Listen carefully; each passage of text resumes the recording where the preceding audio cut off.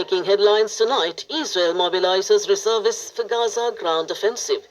The UN calls for boosting vocational education in Africa. And Ukraine's grain and oilseed harvest expected to fall. Israel is calling up around 60,000 reservists ahead of a planned ground offensive to capture and occupy all of Gaza City.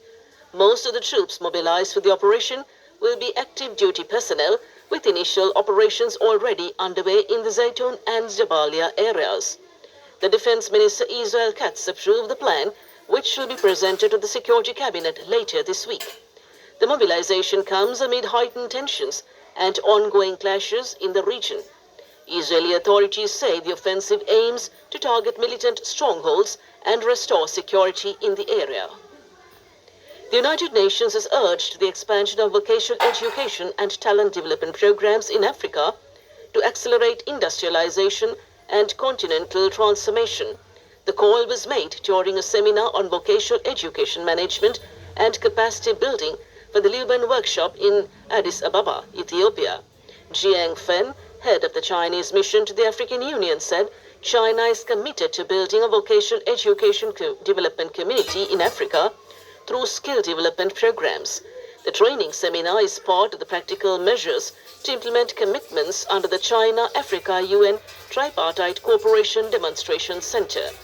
Experts stress that enhancing vocational skills is key to reducing unemployment and driving sustainable economic growth in Africa.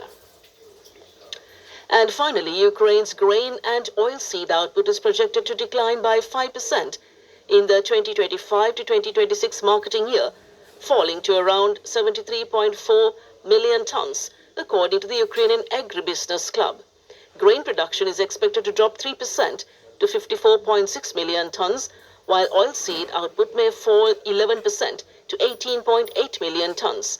Farmers are projected to harvest 26.7 million tons of corn, 21 million tons of wheat, and 10.1 million tons of sunflower seeds. Last year, Ukraine exported 46.7 million tons of grains and oilseeds, down from 57.5 million tons the previous season. Analysts attribute the expected decline to adverse weather conditions, logistical challenges, and ongoing geopolitical